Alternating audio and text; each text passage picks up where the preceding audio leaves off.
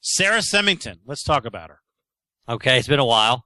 Back, I don't know when it was, 6-8 months ago. Me and Joe and I, how do you say it?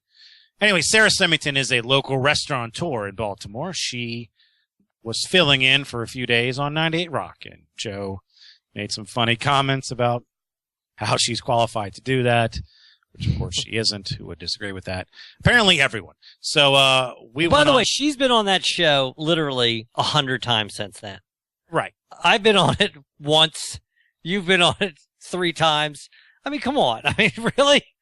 Whatever. Go ahead. So in the name of good radio, when I was on, or you were on, or we both were on 98 Rock, soon after, Robbie edited up a clip of that. We played it, then we talked about it there. It was funny, and eventually we had Sarah Simington on our show, and it was interesting, to say the least. It went poorly. Anyway, hadn't really paid attention to it. She's mentioned in our theme song. But this past week, on our YouTube page, Rob Joe Show, we have various clips from every episode. Episode 23, that's how long ago this was. I just posted the clip in the chat. Awesome. Someone responds, Nan's Labyrinth is their name. She doesn't just work at the Blue Moon. She owns, capitalize, the Blue Moon. She's been on television quite a bit. See diners, drive-ins, and dives, and is part of America's Chefs touring the world. By the way, she is hot. Is, capitalize. And more than qualified to host the 98 Rock morning. How does that make you qualified? Whatever. I mean, I don't care. I mean, That's fine. So I have a problem, and things like this bother me. Like, remember with the Mokovox when I wrote the column and the Sentinel and about the troops and people were getting mad at me and it was really angering me. Right. I don't know if it's this, it bothers me that I can't. You don't like being challenged. Well, I don't like not be able to talk it out. If it's just comments and are they going to read it? Are we going to get, it just hangs out there. I like just, let's have it out and move on. So it's literally bothering me. I'm thinking about that point is ridiculous. So anyone that's been on TV that's successful is qualified. Every athlete, everyone been on a reality show. If you have a good job, almost everyone's qualified to host a morning show in a top market. That's what you're saying, which is an asinine point. You're saying if you've accomplished anything, you're qualified to host a morning show. That's basically what you're saying. Yeah, and so it's really very insulting to radio. And then I sort of had an epiphany, and that's a tough word for me to say because I can't speak. Right. And I was thinking about, we're constantly like sort of making fun of 98 Rock to each other. And every time we're on, there's some guy from, the Bill's Barbecue on there to talk about his barbecue. And that's a 20-minute segment. And we've talked about how, they fired Justin, hilarious. They fired you, hilarious. Stash just had the DUI, and I just found out he got 6 months in jail. This is his 33rd traffic offense. 33rd. See, I don't know if I'm more upset with the justice system or 98 Rock. Doesn't matter. I get your point. Yeah. He had 32 traffic convictions, not fired. And, Ryan Lochte's sister, we played her. She was on there for a while. She's been on there, right? Chink, chink. Cat Malone, Alex Power, they've all Tom Meyer.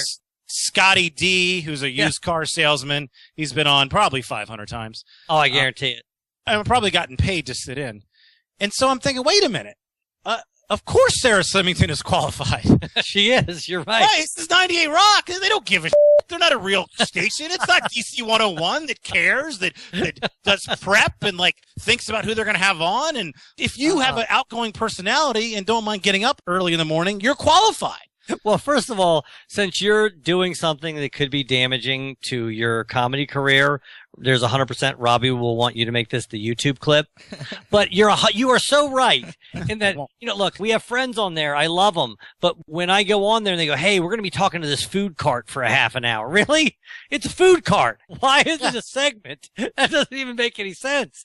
I mean, what you'd say is, I'd like to thank Jack's Bistro for coming down with their food cart and giving us some sandwiches. That's what it is. Yes. I mean, you don't just sit there and fawn over a meat sandwich for 2 segments. Hey, can you stand? How long do you marinate this? No. I mean, why is that? Yeah, I forget it. No, don't forget it. No.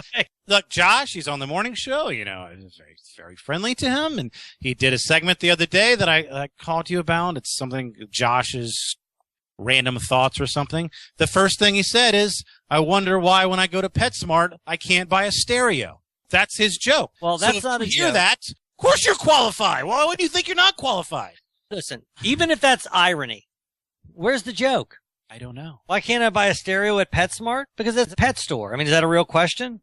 Yeah. So I guess if you're listening, Sarah Simington, We apologize. we apologize because She's overqualified, really. You're overqualified. You really are. We should but keep up. apologize to Nan's Labyrinth. We should. You're right. She's more than qualified. She Took umbrage. lives in Baltimore. She owns a successful business. She has a personality, and she can get up early. Well, saying she has a personality is... Well, everyone has a personality. Everyone has a personality. Yeah. Sometimes people have shitty personalities, but yeah. And, Eric is asking, do they get good ratings? They get great ratings. So They I guess do. the joke's on us. I mean, why would they do anything different? They're a top 4 show.